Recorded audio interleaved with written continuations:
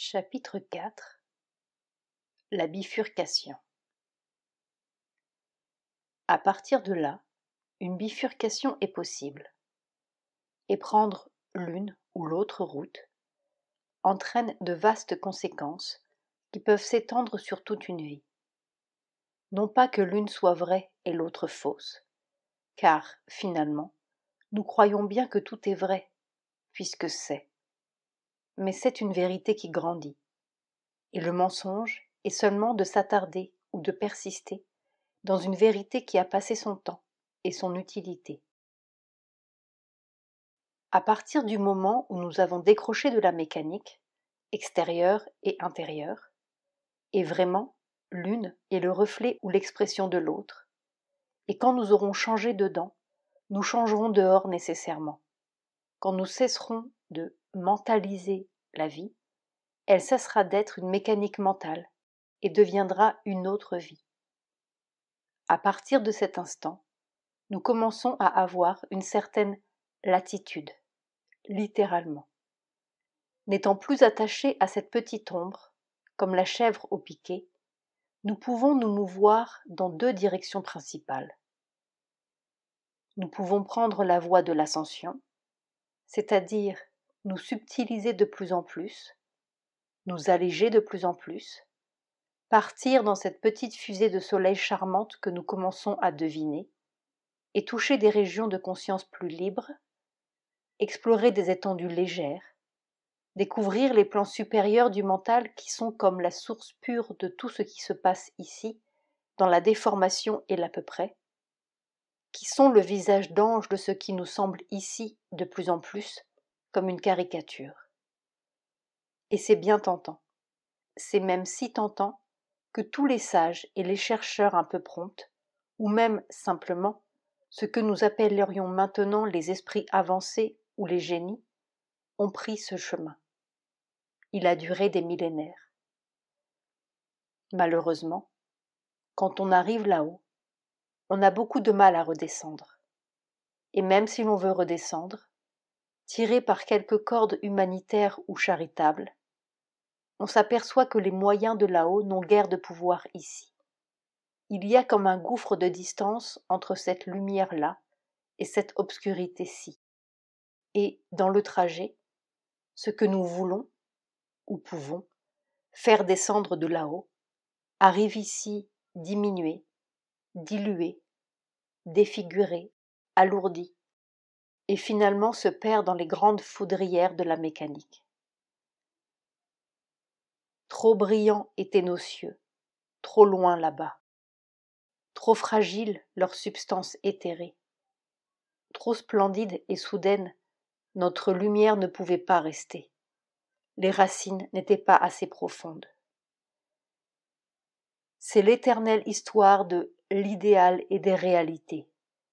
L'idéal se réalise, inévitablement, puisqu'il est seulement un avenir un peu avancé, mais le trajet est long, et la vérité apparaît bien souvent comme déjouée, bafouée. C'est donc ce trajet qu'il faudrait raccourcir, cette transmission défectueuse entre les sommets et les plaines. Mais peut-être le sommet n'est-il pas là-haut, après tout? Peut-être est-il partout ici, au niveau zéro, mais seulement enrobé par la mécanique et les couches successives de notre évolution, comme le diamant dans la gangue. Si la voie de l'ascension est la seule issue possible, alors il ne reste plus qu'à en sortir tous, et définitivement. Et si vraiment le saint est le triomphe du singe, on peut douter que l'évolution atteigne jamais son but heureux, ou bienheureux, et que la terre entière se sanctifie.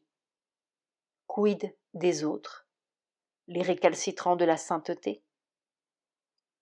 Nous ne croyons pas que l'évolution ait pour dessein un ultime partage moral entre les élus et les damnés. L'évolution n'est pas morale, elle l'est, et elle pousse tout son arbre pour qu'il donne toutes ses fleurs.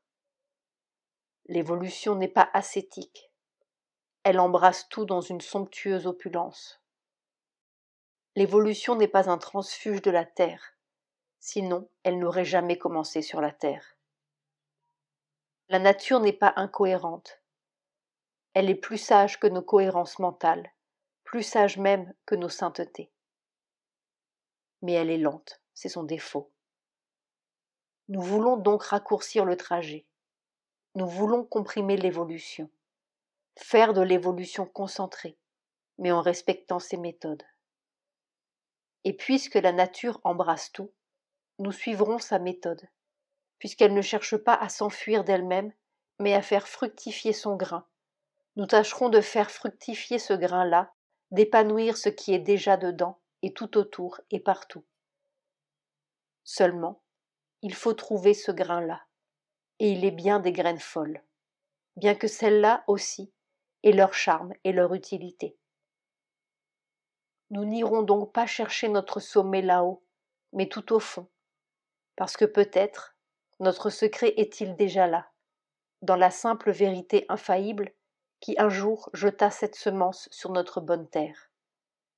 Alors nous découvrirons peut-être que ce que nous cherchions est si proche qu'il n'y a pas de trajet à parcourir, ni de gouffre de distance, ni de défaut de transmission, ni de dilution du pouvoir dans les espaces de la conscience, et que la vérité est là, immédiate et toute puissante, dans chaque atome, chaque cellule, chaque seconde.